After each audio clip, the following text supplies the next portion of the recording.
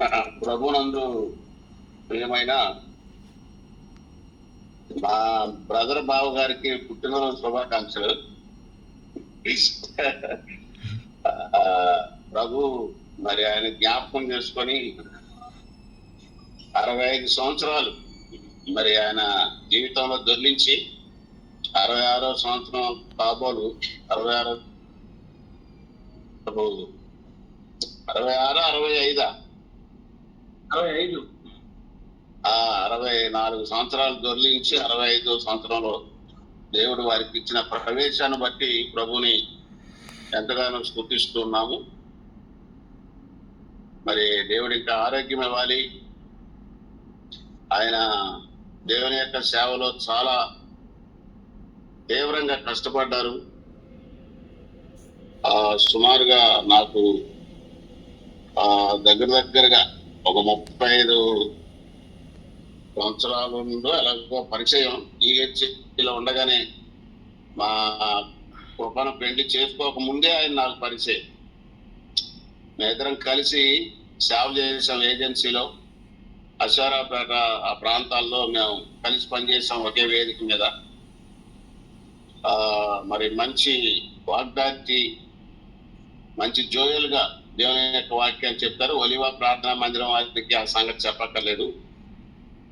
అయితే దేవుడు విశ్వాసం ద్వారా ఆయన ఎలా వాడుకున్నాడు అనేది, ఆయన జీవితం, ఆయన కుటుంబాన్ని, ఆయన సేవను ఎరిగిన వాడిని కనుక నేను స్పష్టంగా ఆయన్ని గమనించాను. నేను ఎక్కడ చెప్పినా విశ్వాసంతో జీవించడం అంటే జయకుమార్ గారిని చూపిస్తాను. ఎందుకంటే నేను కొంచెం దగ్గరగా ఉండి చూశాను ఆ కుటుంబాన్ని. ప్రభు ఎంతో ఆశీర్వదించాడు, మరి మంచి హెచ్చు స్థాయిలో ఉంచాడు. ఆత్మ సంబంధమైన విషయాల్లో బహు కష్టపడ్డాడు ఆయన. కొండలోనక అడివనక రకరకాల ఇబ్బందులు, భోజనం ఉండి భోజనం లేక సువార్త ప్రకటించడానికి పత్రికలు పట్టుకొని మరి బయలుదేరారు. వారు వచ్చిన రోజుల్లో మేము రిమోట్ ఏరియా తీగలపల్లి అని అక్కడ ఉన్నాం. అది ఎస్టీస్ ఉండేటటువంటి ప్రాంతం. కేవలం ఒక 5 గ్రామాలు అక్కడ ఎస్టీ గ్రామాలు ఉన్నాయి. అందులో ఒక గ్రామంలో మా డాడీని ఉపాధ్యాయునిగా వేశారు. అది బస్సు లేదు అప్పుడు, ఆ తర్వాత కరెంట్ లేదు, రోడ్ లేదు, ఒక పుంత మార్గం. ఆ పుంత మార్గాన వారు ఆ ఊరు వచ్చారు. నేను అప్పుడు అనుకోలేదు, కానీ నేను ఇప్పుడు ఆలోచన చేస్తే అర్థమవుద్ది. ఎంతో భారం ఉంటే తప్ప అలాంటి ప్రదేశాలకు వచ్చి దేవుని సువార్తను మరి చెప్పాలనేటటువంటి పరిస్థితులు ఉండవు. ఈ దినాల్లో సేవకులందరూ సుఖం కోరుకుంటున్నారు, కానీ జయకుమార్ గారు బహు కష్టపడ్డాడు సేవలో. ఆయన శక్తి అంతా ఇంచుమించుగా సువార్త సేవలోనే ఆయన వాడారు. చివరిలో ఆయన ఇంచుమించుగా చివరిలో మన విజయవాడ మరి వచ్చి సెటిల్ అయ్యారు. కనుక ప్రియారా, నేను అక్కడ వచ్చిన తర్వాత మళ్ళీ ఆయన సంఘం కట్టడం, మరి సంఘంలో వచ్చినటువంటి ఇబ్బందులన్నీ ఇప్పుడు మీరు విన్నారు ఆయన నోటి నుండి.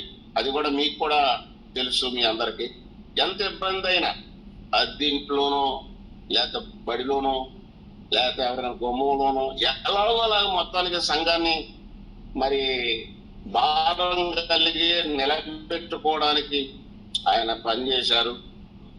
సందర్భం వచ్చింది కనుక ఆయన గురించి నేను ఈ మాటలు చెప్పాలి అని తలంచాను.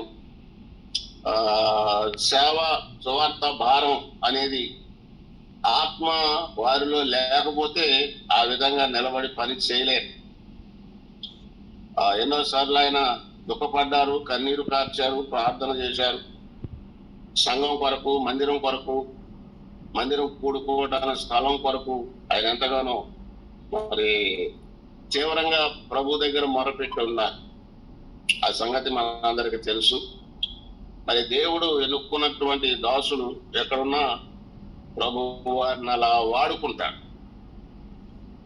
మరి నేను మామూలుగా 4 మాటలు చెప్తాం అనుకున్నాను. సంఘం ఉంది కదా అని మరలా నేను కొద్దిగా దాన్ని కొంచెం పెంచుకున్నాను ఈ సందర్భాన్ని బట్టి. ఆ మరి జంగారెడ్డిగూడెంలో మా టైం 9:30 వస్తుంది. విజయవాడలో కూడా అంతే అవుద్ది అనుకుంటాను. ప్రయత్నం చేస్తాను ఒక అరగంటలో ముగించడానికి. యోహాను